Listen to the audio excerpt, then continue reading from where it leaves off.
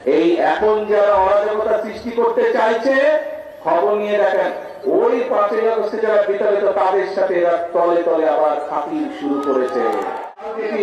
আনুষ্ঠানিকভাবে পুনর্খননটা উদ্বোধন করলাম আমরা।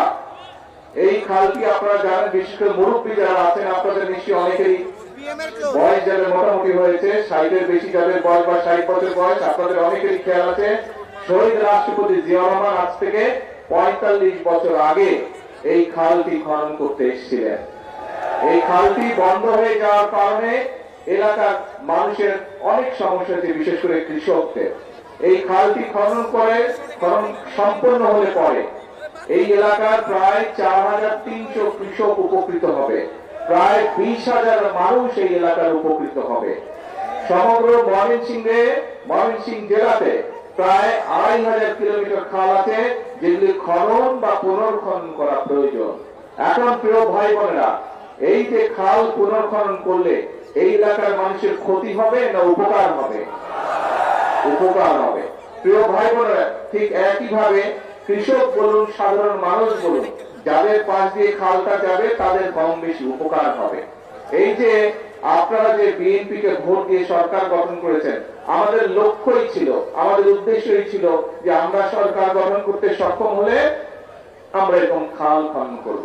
আমাদের লক্ষ্যই ছিল যে আমরা সরকার গঠন করতে সক্ষম হলে আমরা নারীদেরকে স্বাবলম্বী করার জন্য মায়েদের হাতে আমরা পরিবার ভিত্তিক মায়েদের হাতে আমরা ফ্যামিলি কার্ড তুলে দেব। সেটির কাজও আমরা শুরু করেছি, নিশ্চয়ই আপনারা খবরে দেখেছেন না? আমরা বলেছিলাম শুধু কৃষকদের খাল খনন না, কৃষকদেরকে সহযোগিতা করার জন্য, যাতে বছরে অন্তত একবার হলেও তাদেরকে সরাসরি ভাবে আমরা সহযোগিতা করতে পারি, সেই জন্য আমরা ফ্যামিলি কার্ডের মতন কৃষক ভাইদের কাছে কৃষক কার্ডও দেব। সেটির কাজ আলহামদুলিল্লাহ আমরা শুরু করেছি। আমরা বলেছিলাম যে আমরা সরকার গঠন করতে সক্ষম হলে এই যে গ্রাম অঞ্চলে যে স্কুলে বাচ্চারা, ছোট ছোট বাচ্চারা আছে, প্রাইমারি স্কুলে বাচ্চা আছে, এই বাচ্চাদেরকে আমরা নতুন স্কুলের পোশাক দিব, এই বাচ্চাদেরকে আমরা বই খাতা নেওয়ার জন্য নতুন ব্যাগ দিব, স্কুল ব্যাগ দিব। সেটির কাজও চলছে।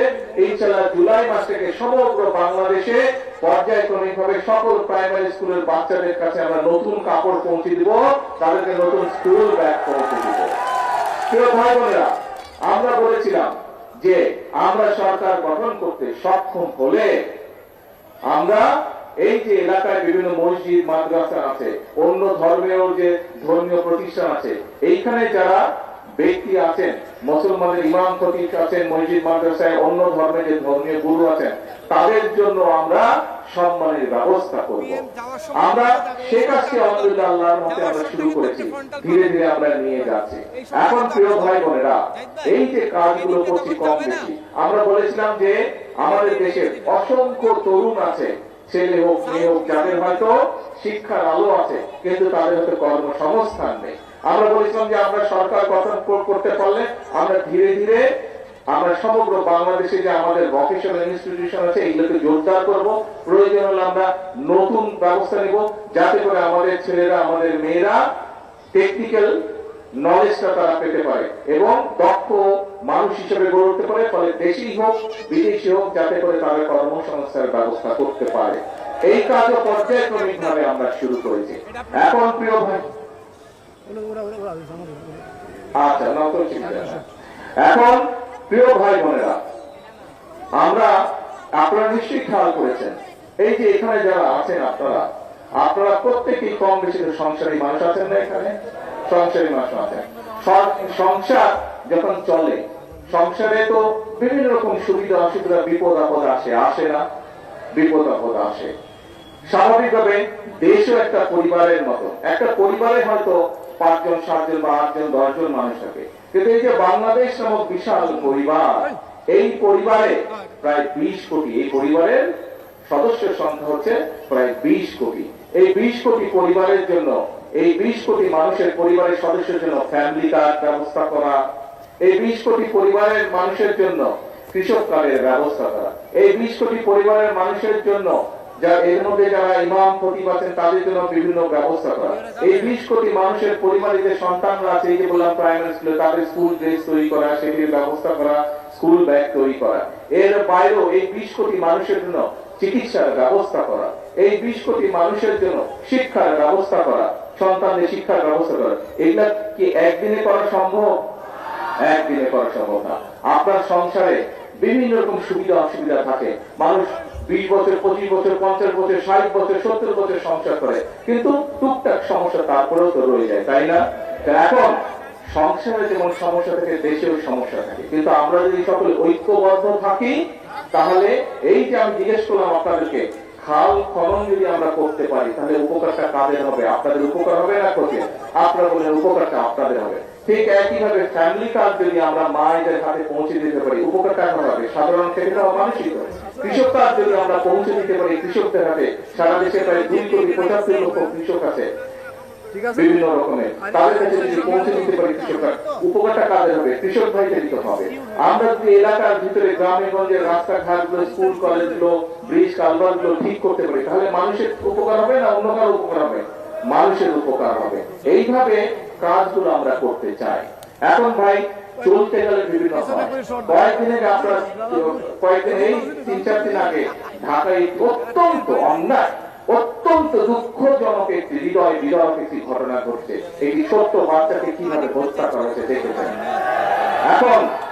এখন আমরা প্রথম থেকে বলে এসেছি যে আইনের দৃষ্টিতে কোন ব্যক্তি যদি অপরাধ করে তার শাস্তি পেতে হবে। আইনের শাসন আমরা প্রতিষ্ঠিত করতে চাই। কিন্তু প্রিয় ভাই বোনেরা, আপনি যখন কোনো কাজ করেন, সেটি আপনার নিজের কাজ হোক, কৃষি কাজ হোক, সেটি যে কোনো কাজ হোক না কেন, সংসারের কাজ হোক, একটা নিয়ম কারণ আছে না? যে কোনো কাজ করতে তো কাজের একটা নিয়ম কারণ আছে। এই নিয়ম কারণটাকে মেনে নিয়েই তো কাজটা করতে হয়, তাই নয় কি? আপনি যদি হাঁস করেন, গরু করেন, ছাগল করেন, ধান চাষ করেন, সবজি শাকসবজি চাষ করেন, তারপরেও তো নিয়ম আছে। কখন আপনি বীজ বুনবেন, কখন আপনি পানি দিবেন, কখন আপনি সার দিবেন, নিয়ম কারণ আছে না? ঠিক যে কোনো অন্যায়কারীর তাকে শাস্তি দিতে হলে, তাকে তার বিচার করতে হলে সরকারের কতগুলো নিয়ম কারণ আছে। এখন আমরা খেয়াল করছি প্রিয় ভাই বোনেরা, গত কয়েকদিন ধরে কিছু সংখ্যক মানুষ, আপনারাও খেয়াল করেছেন, পত্র পত্রিকায় দেখেছেন, আপনারা রেডিও টিভিতে দেখেছেন, আপনারা কিছু সংখ্যক মানুষ একটা পরিস্থিতি তৈরি করার চেষ্টা করছে। রাস্তাঘাট বন্ধ করে দিচ্ছে, যানবাহন চলাচল বন্ধ করে দিচ্ছে, এখানে আগুন ধরাচ্ছে, ওখানে উত্তেজনা সৃষ্টি করছে। এই কাজগুলো যারা তারা করে, তাহলে আপনারা কি মনে করেন, প্রথমে কি আইনের শাসনকে তারা বাধাগ্রস্ত করছে না? আইনকে আইনের মতন কি চলতে দিচ্ছে না। প্রিয় ভাই বোনেরা, আমরা খেয়াল করে দেখেছি যে এই যে অন্তর্বর্তীকালীন সরকার যখন ক্ষমতায় ছিল, এই 12 তারিখের নির্বাচনের আগে যে অন্তর্বর্তীকালীন সরকার ছিল, সেই সময় আমরা দেখেছি দেশে কয়েকটি দুঃখজনক এরকম অন্যায় ঘটেছে। সেই অন্যায় যখন ঘটেছে, আমি নিজে সেই সকল বাচ্চার মায়েদের সাথে কথা বলেছিলাম। আমাদের দলের আইনজীবী, আমাদের দলের চিকিৎসকরা গিয়ে সেই চিকিৎসা দিয়েছে, আইনজীবীরা গিয়ে সেই আইন সহায়তা করেছিল।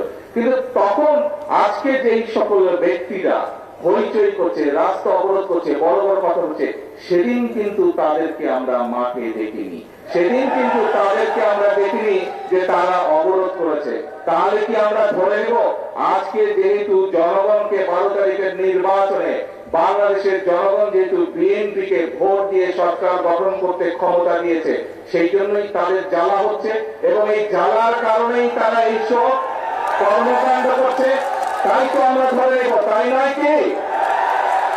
আপনারা চিন্তা করে দেখেন প্রিয় ভাই বোনেরা, যারা এই রকম পরিস্থিতি তৈরি করতে চেষ্টা করছে, তারা কিন্তু কৃষককে নিয়ে কোনো কথা বলে না। যারা একটা ঘোলাটে পরিস্থিতি তৈরি করতে চেষ্টা করছে, তারা দেশের মানুষের কর্মসংস্থান নিয়ে কোনো কথা বলে না। যারা এই ধরনের পরিস্থিতি তৈরি করার চেষ্টা করছে, রাস্তাঘাট বন্ধ করে দিয়ে অবরোধ করার চেষ্টা করছে, তারা কিন্তু কৃষকের খাল কাটার কথা বলে না, তারা কৃষক কার্ডের কথা বলে না। যারা এই ধরনের অরাজক পরিস্থিতির সৃষ্টি করার চেষ্টা করছে, তারা কিন্তু ছোট ছোট গ্রামের মাসুম বাচ্চারা কিভাবে স্কুলে খালি পায় যায় সেই দিকে তাদের খেয়াল নাই, তাদেরকে নতুন পোশাক দেওয়ার কথা বলে না। প্রিয় ভাই বোনেরা, আজকে যারা দেশের এইরকম পরিস্থিতি তৈরি করতে চায়, তাদের ব্যাপারে আপনাদেরকে সতর্ক থাকতে হবে। কারণ তারা অরাজক পরিস্থিতি সৃষ্টি করতে চাইছে। তারা যদি অরাজক পরিস্থিতি সৃষ্টি হয়, এই খাল কাটা বন্ধ হয়ে যাবে সারা বাংলাদেশে। ক্ষতিগ্রস্ত কে হবে? তারা যদি অরাজক পরিস্থিতি সৃষ্টি করে, তাহলে ফ্যামিলি কার্ডের যে বিতরণ, সেই বিতরণ বন্ধ হয়ে যাবে। ক্ষতিগ্রস্ত কে হবে? তারা যদি অরাজক পরিস্থিতি সৃষ্টি করে, তাহলে কৃষক কার্ডের বিতরণ বন্ধ হয়ে যাবে। ক্ষতিগ্রস্ত কে হবে? তারা যদি অরাজক পরিস্থিতি সৃষ্টি করে, তাহলে ইমাম সাহেবদের, মুয়াজ্জিন সাহেবদের, খতিব সাহেবদের, অন্যান্য ধর্মের যে ধর্মগুরু আছেন, তাদের সম্মানী দেওয়া বন্ধ হয়ে যাবে। ক্ষতিগ্রস্ত কে হবে? প্রিয় ভাই বোনেরা, তারা যদি অরাজক পরিস্থিতি সৃষ্টি করে রাস্তাঘাট বন্ধ করে, তাহলে গ্রামের বাচ্চাদেরকে যে আমরা নতুন স্কুল ড্রেস দিতে চাইছি, গ্রামের বাচ্চাদেরকে যে স্কুল ব্যাগ দিতে চাইছি, সেই প্রক্রিয়া বন্ধ হয়ে যাবে। ক্ষতিগ্রস্ত কে হবে? গ্রামের বাচ্চারা হবে। প্রত্যেকটি ক্ষেত্রে তাদের সেই অরাজক পরিস্থিতির কারণে ক্ষতিগ্রস্ত হবে গ্রামে বসবাসকারী খেটে খাওয়া মানুষ। প্রিয় ভাই বোনেরা, সেই জন্যই আজকে আমাদেরকে সতর্ক হতে হবে। আপনারা পত্রিকা পড়ে, আপনারা সোশ্যাল মিডিয়ায় যান, খবর নিয়ে দেখেন, ওই যে 5ই আগস্ট যাদেরকে দেশের, এই বাংলাদেশের মানুষ এই দেশকে বিতাড়িত করে দিয়েছিল, এই এখন যারা অরাজকতা সৃষ্টি করতে চাইছে, খবর নিয়ে দেখেন, ওই 5ই আগস্টে যারা বিতাড়িত, তাদের সাথে এরা তলে তলে আবার খাতির শুরু করেছে।